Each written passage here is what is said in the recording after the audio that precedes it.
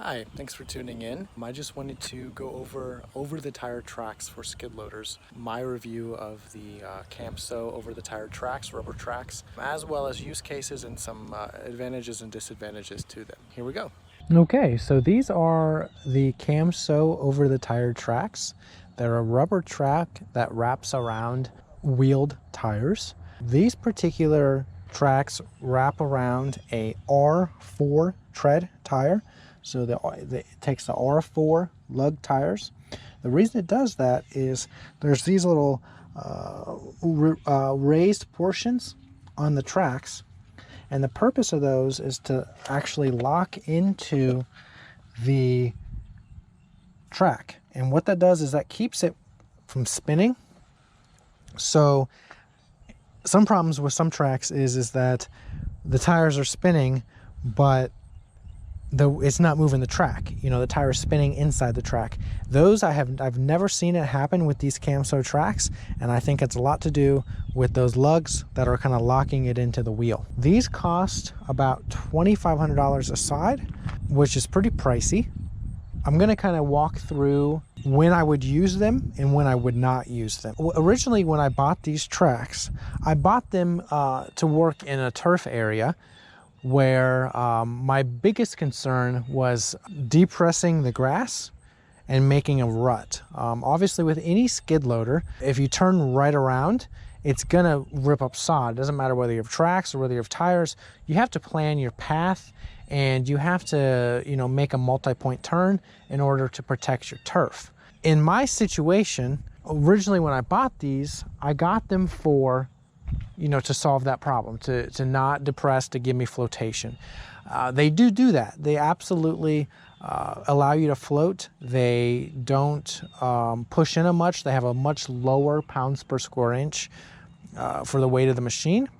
However, if you are getting tracks only for that reason, the reason that I originally got them, which was the grass, then there's actually a much better, much cheaper solution, and that would be to get a set of rims, a spare set of rims, and get a set of tires made by a company called Galaxy. They're called Mighty Mows. I'll link to them. I have a review out for those as well. Those tires are going to give you more flotation because they're built like a zero-turn lawnmower tire.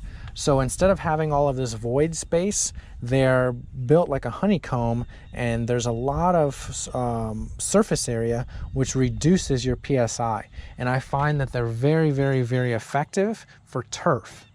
And I was able to pick up a set of rims and tires of the Mighty Mows for about $1,500 delivered. That's rims and tires.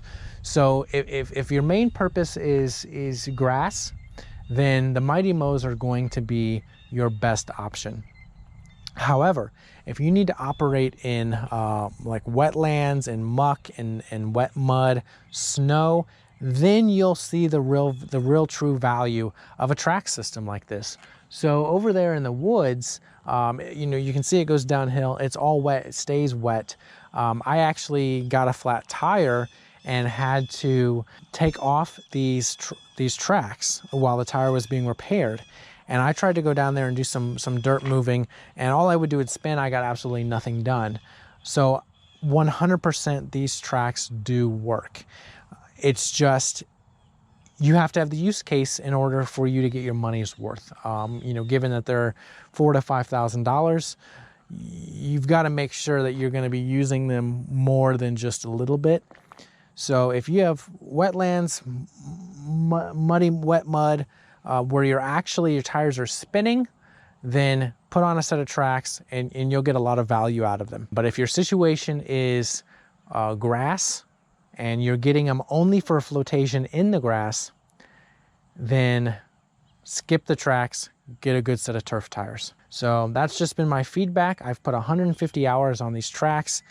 It's definitely one of the highest priced attachments, if you want to call it that I have for this machine. And initially I was really kind of disappointed because it's so much money and I could have done it a lot cheaper with turf tires. But I've started working down in the woods, and in doing that, it has made a big difference having the tracks, and I've been able to unlock a lot more value out of these tracks. So I've been really happy about that. These rims, as part of the Camso kit, they have a 3.5-inch adapter. So you'll give them your machine, and they'll give you the proper adapter that you need, but it's a wheel spacer, and it's actually 16 lugs.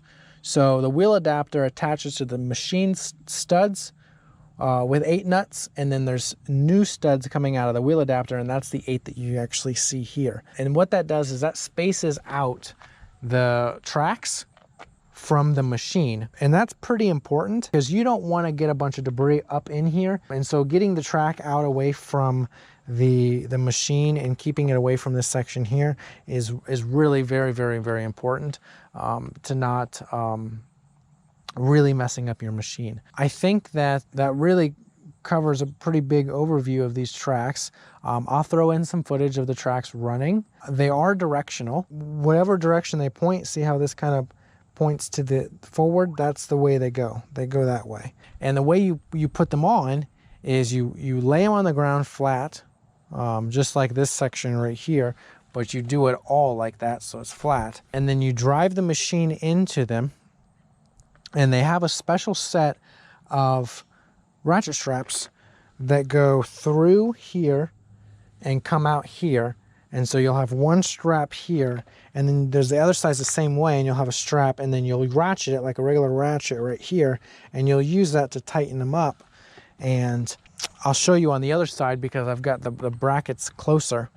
So if you see here, this is where they get connected, and it's an Allen head and a nylon lock nut on this side, and this is one of these spacers that it comes with. This is how the tracks connect. This is the only point.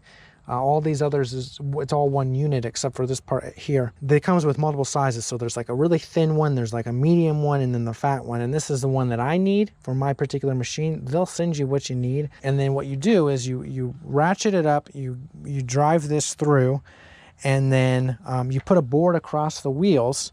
And what you're doing is you're measuring how much this sags here in the middle, and I believe it should sag between 1 to 2 inches. Check your specs when you get your tracks, but I believe that's about how much it should sag. One thing I wanted to absolutely mention that I did not realize would be a problem, but if you look at my bucket here, you'll notice that my bucket is at a downward angle. And one thing I did not take into account is that anytime you wrap your tires in something, you're increasing ground height, which is good in the capacity that you increase your ground clearance. But it's bad in the capacity that your bucket no longer, the heel of your bucket, which is this part here, no longer sets flat, which makes back dragging pretty difficult.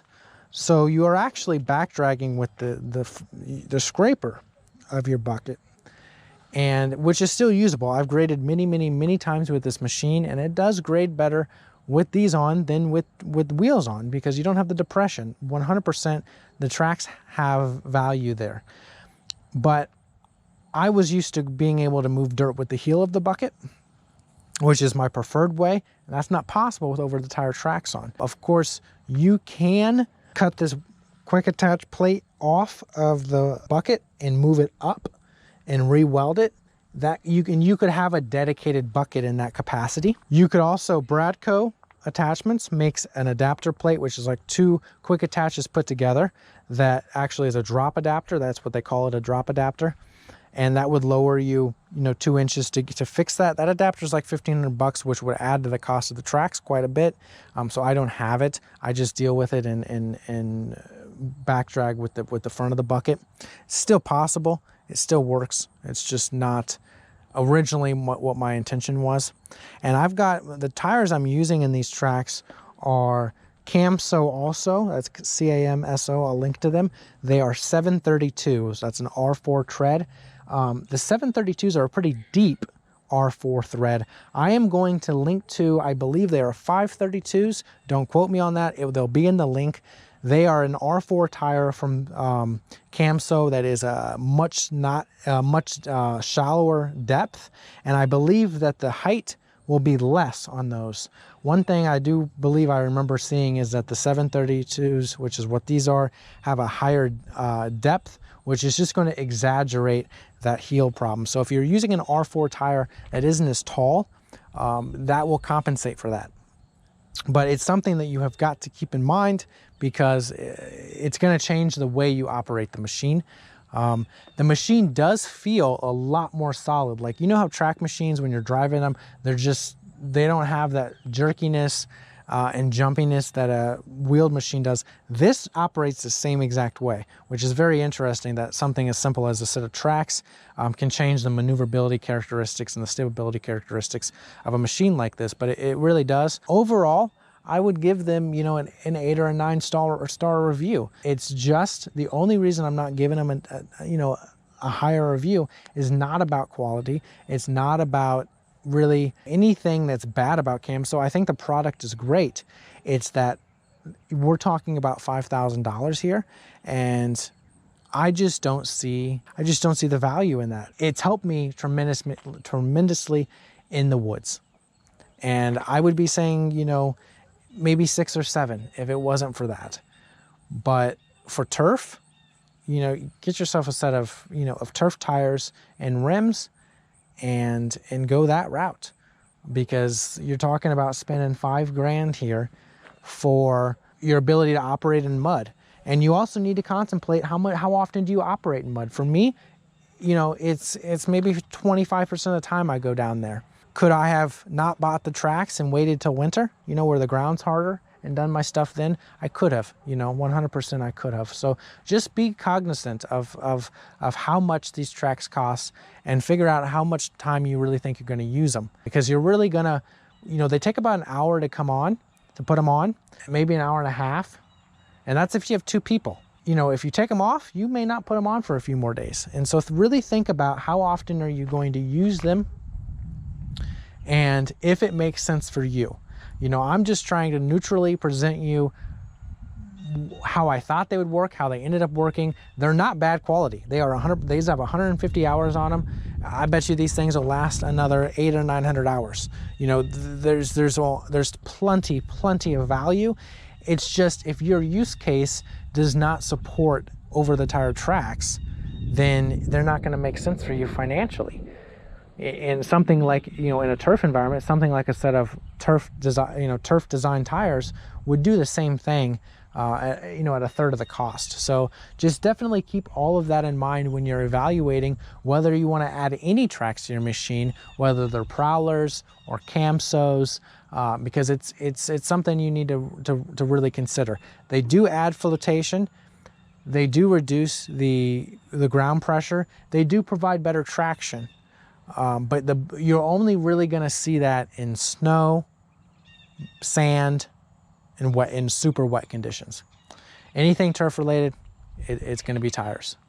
So tires are going to be cheaper, I mean. So definitely keep all of that in mind. I'm going to throw some footage in here of me. I've got a dirt pile out there, and I'm going to throw some footage in there of me running into the pile. You're going to notice that these tracks do not slip. These wheels do not slip.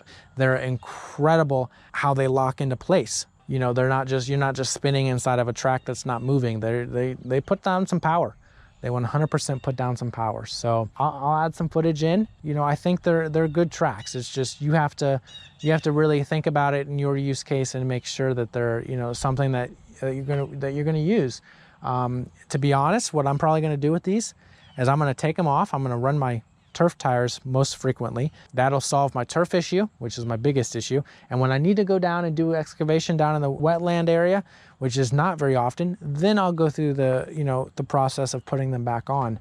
And I think that's the way I'm going to do it. That'll make them last a lot longer, because like I said, they'll probably last 1,000 hours or so, I would guess, based on my wear. And I've really ran the hell out of these tracks. Overall, you know, I think that I'm going to use them less until I have to have them.